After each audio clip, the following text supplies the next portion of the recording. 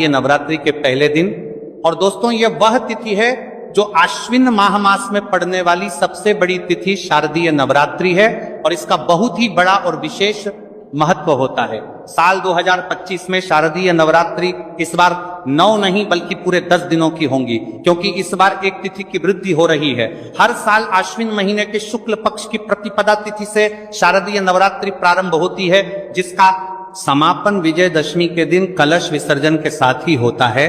इस बार प्रतिपदा तिथि 22 सितंबर सोमवार को 1:24 से शुरू होगी। सोमवार को पूरा दिन प्रतिपदा रहेगी और 23 सितंबर मंगलवार को सुबह 2:55 पर प्रतिपदा तिथि समाप्त होगी। इसके बाद में द्वितीया तिथि प्रारंभ हो जाएगी। ऐसे में इस बार 22 सितंबर सोमवार से शारदीय नवरात्रि प्रारंभ हो रही है। अगर कभी भी मौका लग जाए तो आप लोगों को पीपल के पत्ते पर राम लिखकर बहुत छोटा सा उपाय करना है। इन दोनों का संयोग बहुत ही कम आता है। इस दिन आपको एक पीपल के पत्ते पर राम वाला उपाय तो आपको अवश्य ही करना चाहिए, क्योंकि ऐसा दिन पूरे साल में सिर्फ एक ही बार आता है। और दोस्तों आप सभी लोग जानते हो कि सोमवार का अगर सबसे बड़ा कोई उपाय है तो वह पीपल के पत्ते पर राम वाला उपाय। तो दोस्तों सोमवार नवरात्रि के पहले दिन आप लोगों को इस पीपल के पत्ते पर राम लिखकर बहुत छोटा सा उपाय करना है। बहुत सारे लोग होंगे जिन लोगों ने इस उपाय को ना किया हो, मतलब पूरा साल निकल गया, उन्होंने किसी भी दिन इस पीपल के पत्ते पर राम वाला उपाय को ना किया हो। पर दोस्तों आपके पास एक पहला मौका बचा हुआ है, जो कि 22 सितंबर 2025 सोमवार के दिन है। इस दिन आप लोगों को इस वाले उपाय को जरूर कर लेना है। भले ही आपने पूरे भर इस उपाय को ना किया हो, पर अगर आपने इस आश्विन माह के सोमवार के दिन अगर इस वाले उपाय को कर लिया तो आपको इस उपाय को करने का वह फल मिलेगा जिसकी आपने कभी कल्पना भी नहीं करी होगी। इसीलिए आप लोग इस वाले उपाय को एक प्राक्षम के बार जरूर कर लेना है, ताकि आप लोगों के हाथ से यह मौका ना जा सके और आपको इस उपाय को करने का फल मिल सके। दोस्तों यह उपाय पंडित जी ने अपनी अभी की ही श्री शिव महापुराण की कथा में बताया है जी। इस उपाय को आज हम आपको बहुत अच्छे से समझाने वाले हैं। इस वीडियो को देखने के बाद इस उपाय को समझने के लिए आपको कोई और वीडियो को देखने की जरूरत नहीं पड़ेगी। तो चलिए दोस्तों उपाय को शुरू करते हैं। देखिए इस आश्विन माह के सोमवार नवरात्रि के पहले दिन ये इतना खास होता है, इतना महत्वपूर्ण होता है। देखा गया है कभी कभी बड़े बड़े पूजा पाठ अनुष्ठान से जो मनोकामना पूर्ण नहीं होते, वह आश्विन माह के सोमवार नवरात्रि के पहले दिन एक छोटे से उपाय करने से ही आपकी मनोकामना पूर्ण हो जाती है। और बहुत सारे लोगों ने इस उपाय को किया भी है और उनको इस उपाय को करने का फल भी जरूर मिला है। अगर आप लोग भी इस उपाय को करना चाहते हैं तो आप इस उपाय को पहले अच्छे से समझ लेना, सुन लेना, उसके बाद करना, आपको इस उपाय का फल जरूर मिलेगा। और इस उपाय को कर लेने से आपके घर में चाहे किसी भी प्रकार की दुख और समस्या क्यों ना चल रही हो, आपको उसका कारण भी नहीं पता है कि भाई ये समस्या किस कारण से चल रही है, उसका कुछ भी कारण हो सकता है, जैसे पितृदोष हो सकता है या किसी भी तरह का मंगल दोष भी हो सकता है। तो इस दिन आप लोगों को ये वाला उपाय कर लेना है। ये एक ऐसा उपाय है जिस उपाय को अगर किसी विशेष दिन पर किया जाए तो भाई उस विशेष दिन का जो है वह तो हमें मिलता ही मिलता है, पर हमने उस दिन पर इस उपाय को किया आहे तो हमें उससे भी बड़ा फल मिलता है, और फल बहुत जल्दी मिलता है, क्योंकि आप इस उपाय को बहुत ही बड़े और विशेष दिन पर कर रहे हो। तो चलिए अब उपाय के बारे में बात करते हैं, लेकिन उससे पहले आप लोगों को यह जानना आवश्यक है कि आखिर ये उपाय किस समय करना है, किसको करना है और कैसे करना है। तो चलिए हम आगे आपको वीडियो में एक एक करके बता देते हैं। पीपल के पत्ते पर राम वाला उपाय को हमें इस सोमवार के दिन कैसे करना है, किसको करना है, किस समय करना है और कहां पर करना है, ये सारे सवालों के जवाब आपको इस वीडियो में मिल जाएंगे।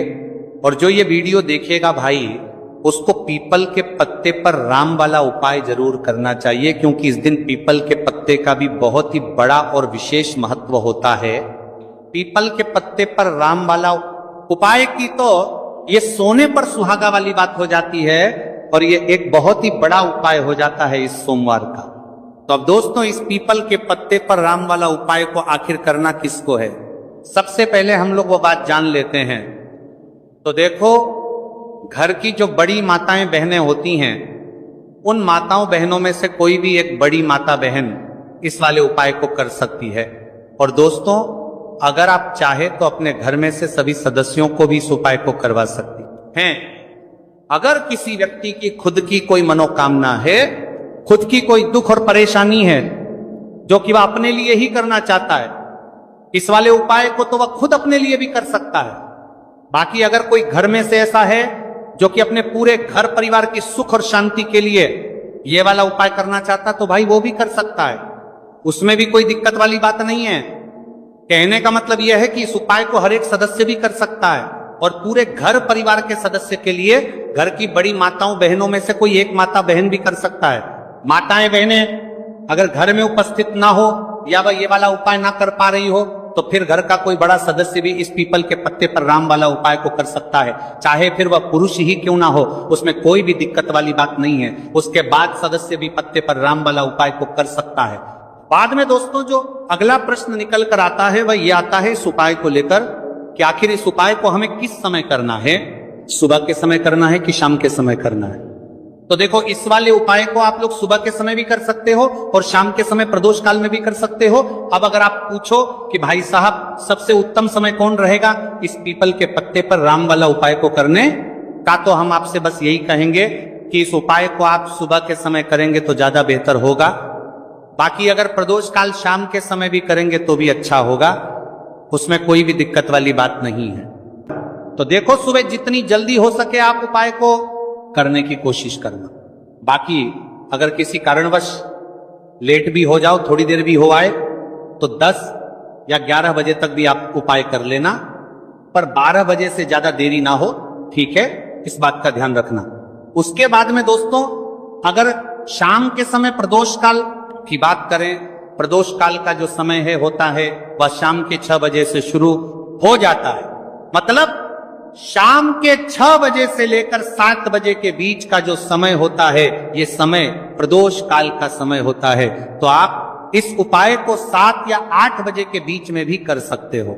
मतलब शाम के 6 बजे से रात 8 बजे के बीच में आप कभी भी इस वाले उपाय को कर सकते हो, उसमें कोई भी दिक्कत वाली बात नहीं है। हमें किसी भी दिन आपको पीपल के पत्ते पर राम लिखकर बहुत छोटा सा उपाय करना है।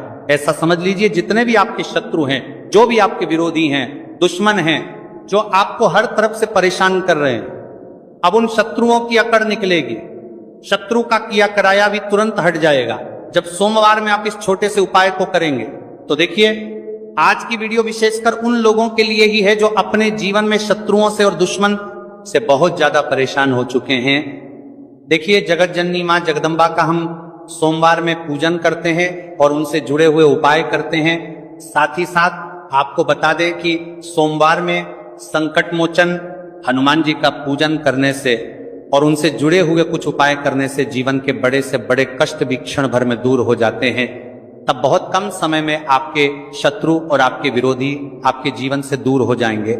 आपके दुश्मन लाख कोशिश करने के बाद भी आपका बाल भी बांका नहीं कर पाएंगे अगर आप सोमवार में इस छोटे से उपाय को कर लेते हैं। अब देखिए, आज का जो समय है ये कलयुग का समय है, और कलयुग के एकमात्र देवता जो अपने भक्तों के जीवन से सारे कष्टों को दूर कर देते हैं वह स्वयं है संकट मोचन हनुमान जी। और संकट मोचन हनुमान जी का पूजन अगर आप सोमवार में करते हैं और उनसे जुड़ा हुआ ये छोटा सा उपाय अगर आप सोमवार में किसी भी दिन कर लेते हैं, तो ऐसा समझ लीजिए आपके जो शत्रु हैं, आपके जो विरोधी, आपके जो दुश्मन हैं, ये किसी भी तरह से आपको परेशान करने का प्रयास कर ले, आपका बाल भी बांका नहीं ही कर पाएंगे।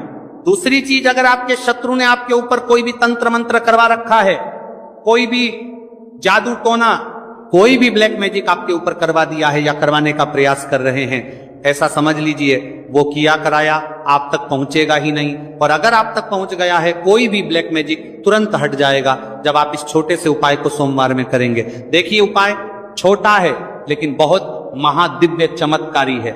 मतलब उपाय को करने में ना तो आपका ज्यादा समय जाएगा, ना ही इसमें आपके ज्यादा पैसे लगने वाले हैं। और ऐसा समझ लीजिए कि एक बार ही अगर आपने इस उपाय को सोमवार में कर लिया तो इसका महादिव्य चमत्कार आप खुद देख लेंगे।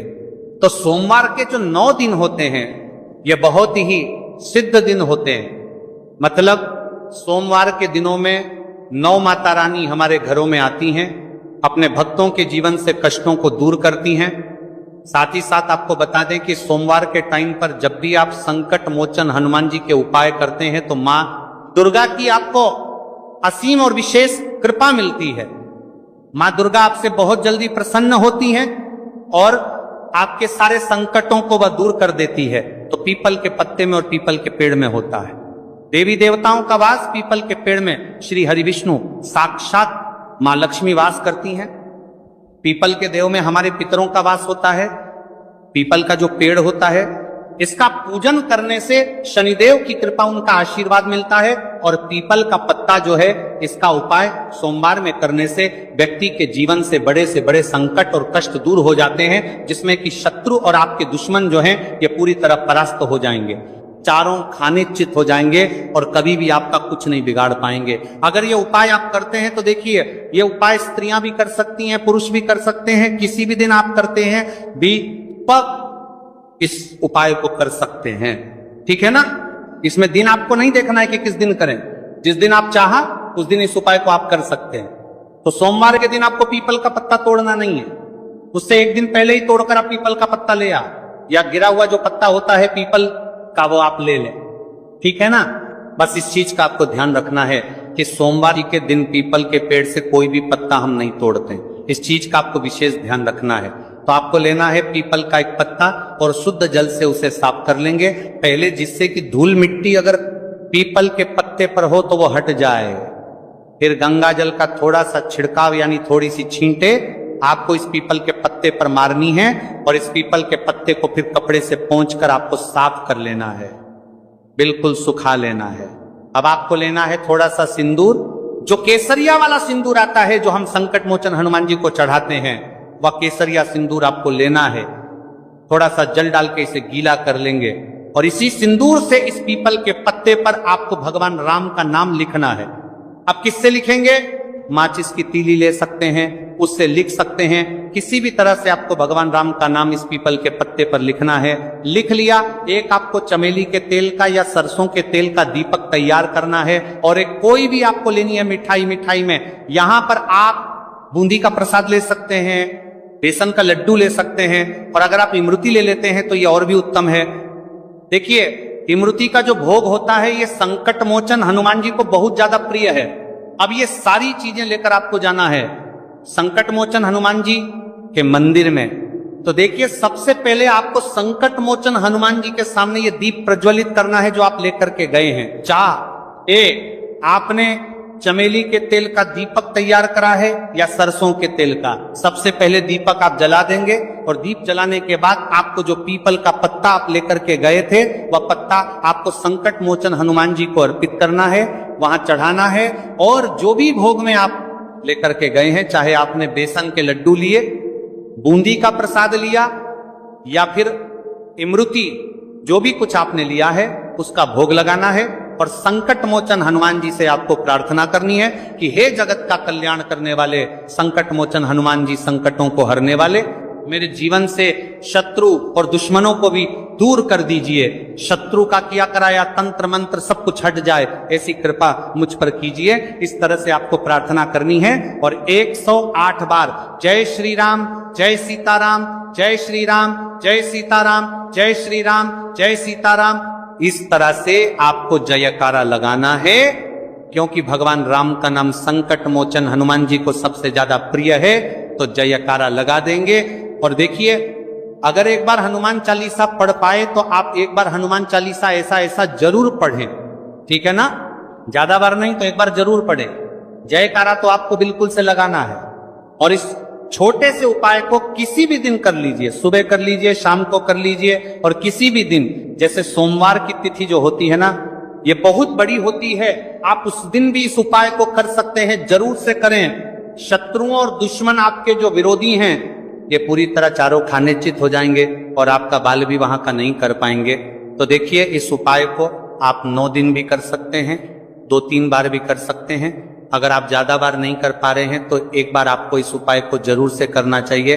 तो देखिए इस उपाय को करने से जो आपके सामने से शत्रु हैं वह भी परास्त हो जाएंगे। जो पीठ पीछे वार करते हैं, पीठ पीछे तंत्र मंत्र करवाते हैं, बस शत्रु भी चारों खाने चित्त हो जाएंगे। बस छोटा सा उपाय है, जरूर करें।